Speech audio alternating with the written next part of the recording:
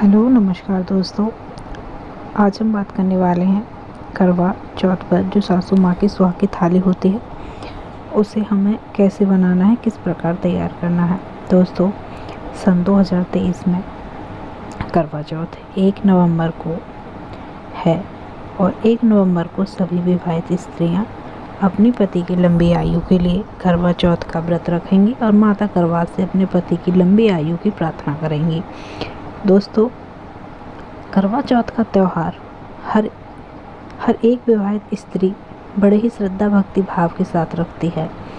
तो आज हम इस वीडियो में आपको बताएंगे कि करवा चौथ के व्रत में सबसे अहम होता है सुहाग का सामान।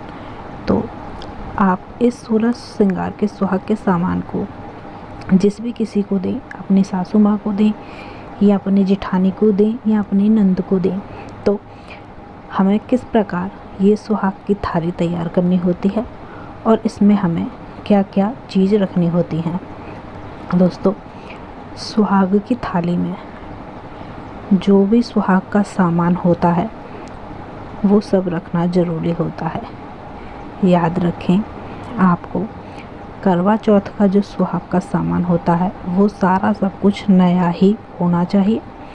आप पुराना सामान ना मन से।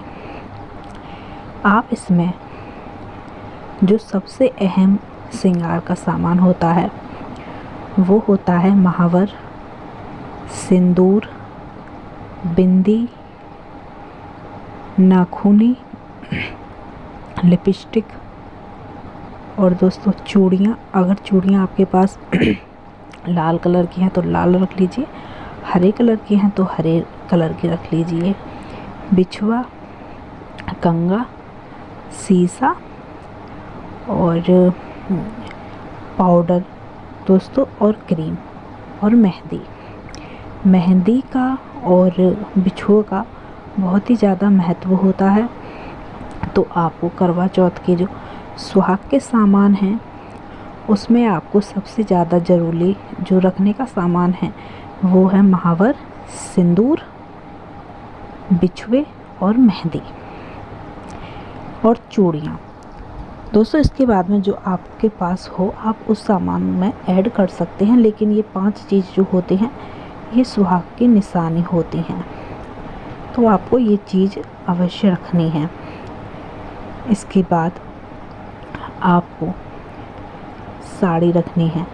अगर आपके पास लाल कलर की साड़ी है तो आप लाल कलर की साड़ी रखिए। लाल कलर की साड़ी का रखना बहुत ही शुभ होता है। लाल कलर बहुत ही ज़्यादा शुभ माना जाता है। दोस्तों, याद रखें, आपको करवा चौथ के व्रत में जब भी आप सुहाग की सामग्री को मनसें तो उसके साथ में आपको साड़ी रखनी ज़रूरी होती है।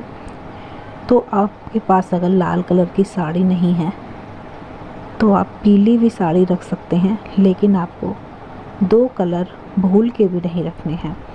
आपको काला कलर नहीं रखना है, दूसरा आपको सफ़ेद कलर नहीं रखना है, और कोई कलर अगर आपके पास है तो आप उसे रख सकते हैं। दोस्तों, अब बात करते हैं बिछुए की। अगर आपके पास चांदी के बिछुए नहीं हैं तो आप कांसी के बिछुए भी रख सकते हैं, पर आपको बिछुए रखना बहुत ही ज़रूरी है। दोस्तों, इसके बाद में आप एक थाली में सारा सुहाग का जो सामान होता है उसे रख लीजिए।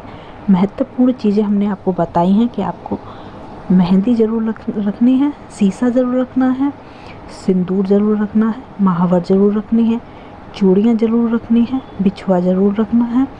दोस्तों, ऐसी कई महत्वपूर्ण चीज़ें हैं जिन्हें आपको ज़रूर रखना है।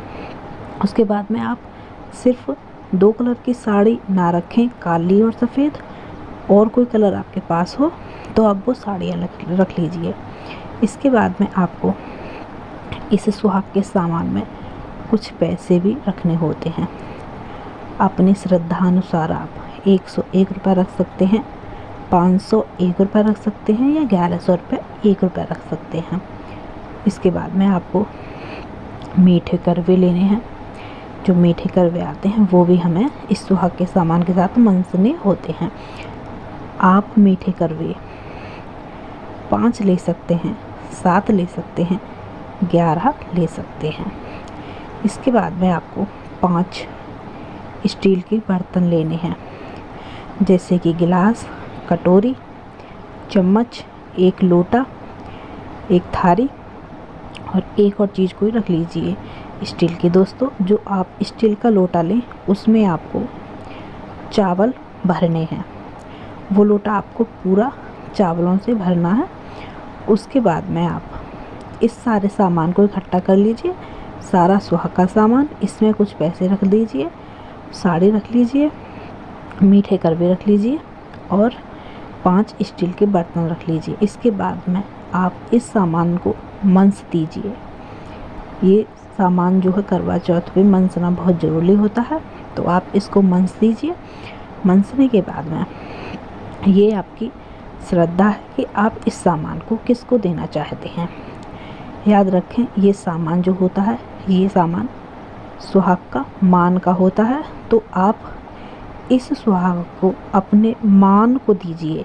दोस्तों, मान मतलब जैसे आपकी ननद, आपकी सास, आपकी जिठानी या फिर कोई नहीं है तो आप पंडितानी को दे सकते हैं।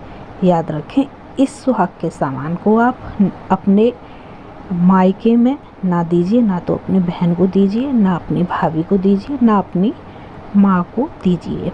ये सुहाग का सामान सिर्फ़ और सिर्फ मान का होता है। मान में आप इस सामान को अपनी भांजी को दे सकते हैं, अपनी जेठानी को दे सकते हैं, अपनी सास को दे सकते हैं, अपनी ननद को दे सकते हैं। दोस्तों, ये सुहाग का सामान अपनी ससुराल पक्ष की ओर ही जाना चाहिए, ना कि मायके की ओर। दोस्तों, इस वीडियो में हमने आपको बताया है किस प्रकार से आपको करवा चौथ पर अपनी सासू माँ के लिए सुहाग की थाली तैयार करनी है, तो आप इस प्रकार सुहाग की थाली तैयार कर सकते हैं। उम्मीद है वीडियो अच्छी लगी होगी। अच्छी लगी हो तो चैनल को सब्सक्राइब जरूर करना।